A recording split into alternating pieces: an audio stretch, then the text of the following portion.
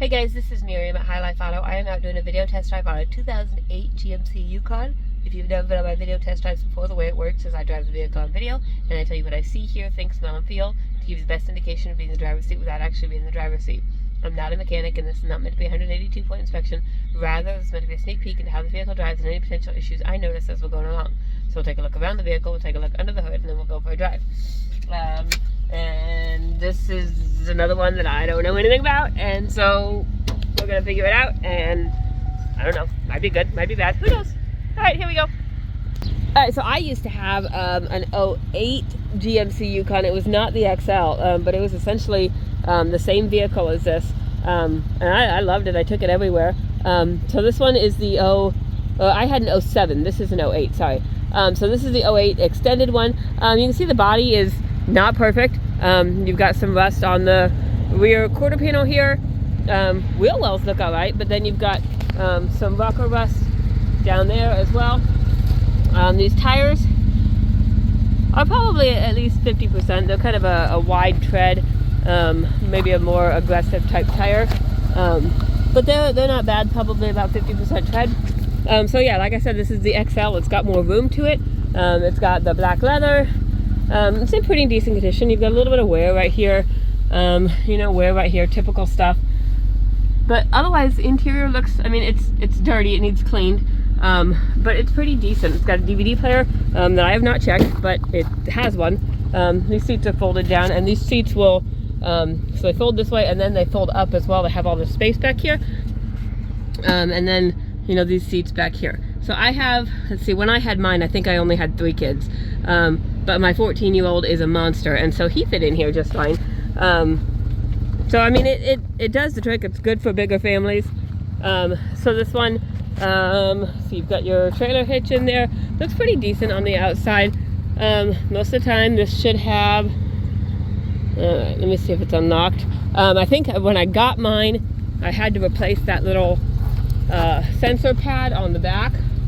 Let me just make sure it's unlocked.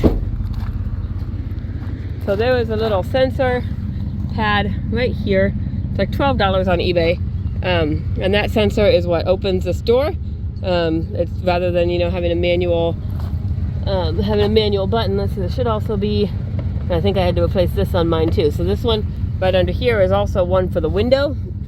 It's a little button right there. I think I had to replace both of them. They go bad all the time. So all that to say, that's like a $12 part on eBay. Takes probably about an hour to replace. Not bad at all. And then mine worked after that, and it was just fine. So right now the back door doesn't open. I'll check and see that there might be an automatic switch up front. Mine had an automatic switch too, so we'll see if that works. But on this side, you've got a little bit of rust on the rear quarter panel. You've got a little bit more rust and some damage right there on the front of the rear quarter panel. Looks like they just kind of hit something or something like that. But overall, I've definitely seen worse. All right, get under here.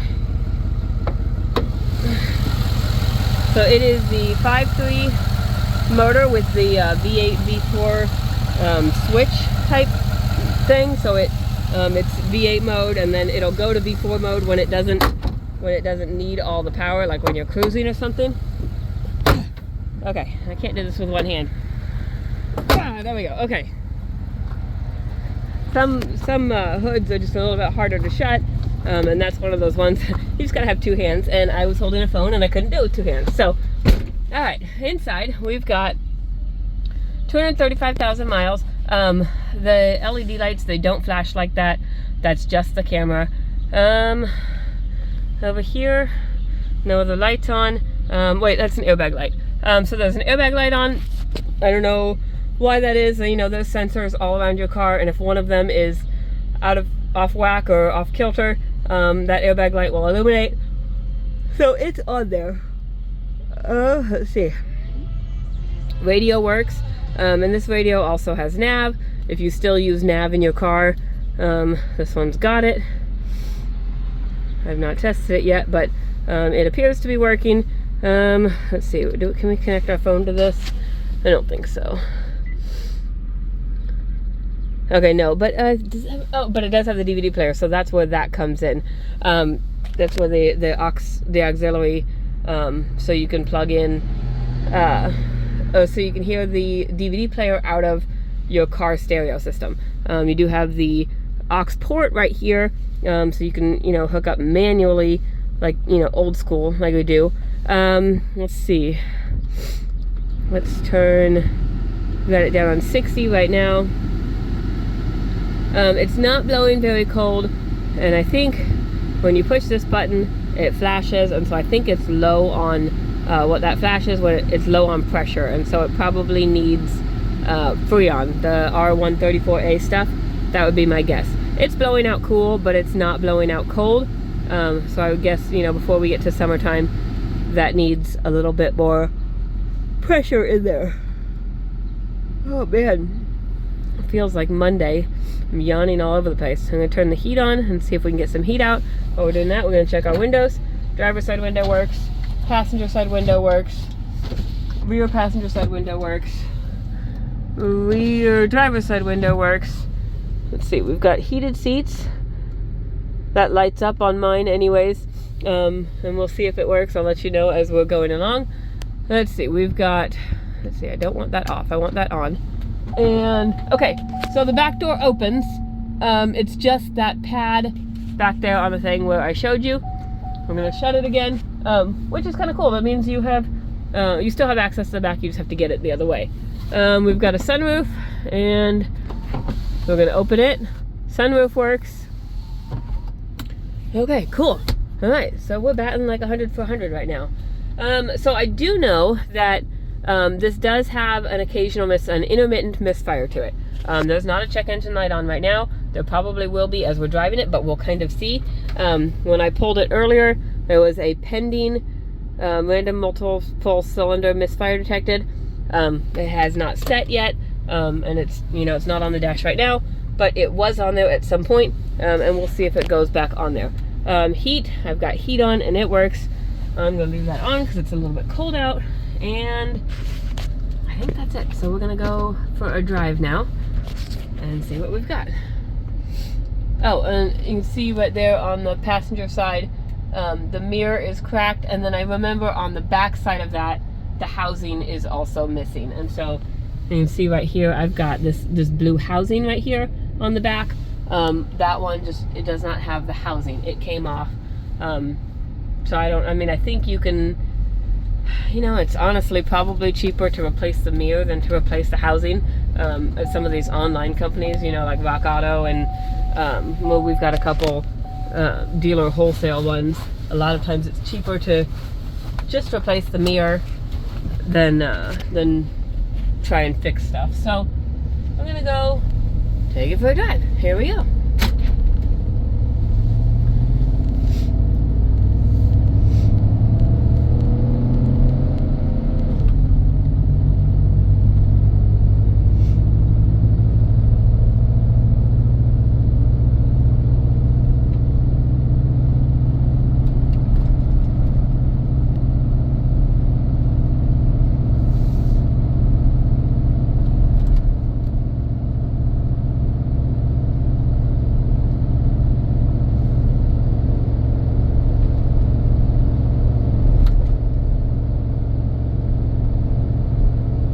Driving pretty smoothly.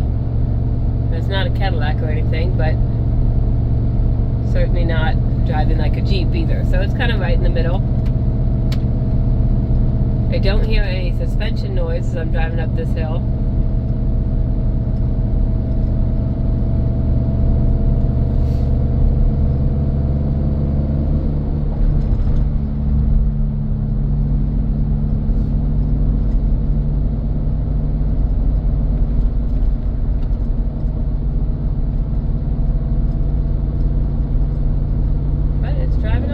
So here we go. We're gonna kick it into double time.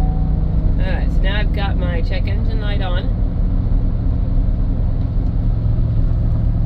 You can see it's flashing, so that's where the misfire is coming in, and then the traction control light came on. See, now it went off. So I don't know what that is. I don't know. It's just an intermittent thing that happens.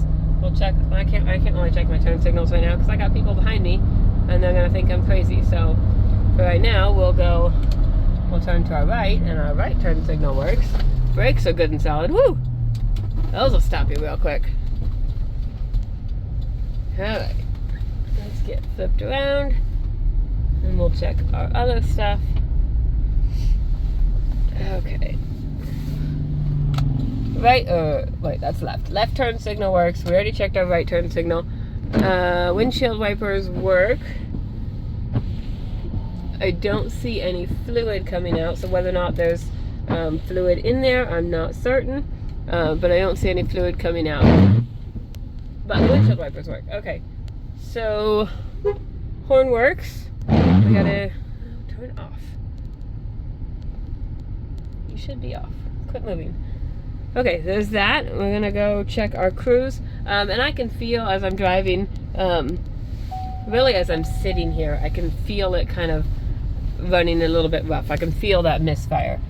Seeing there's that misfire right there. So I mean, at 235,000 miles, you're probably looking at, you know, plugs and wires type thing. Plugs and coils, I guess. Wires are kind of an older school thing. Plugs and coils. It could be more than that. It hasn't identified a cylinder yet. But we kind of like to get this one in and get it checked out. We haven't done it yet.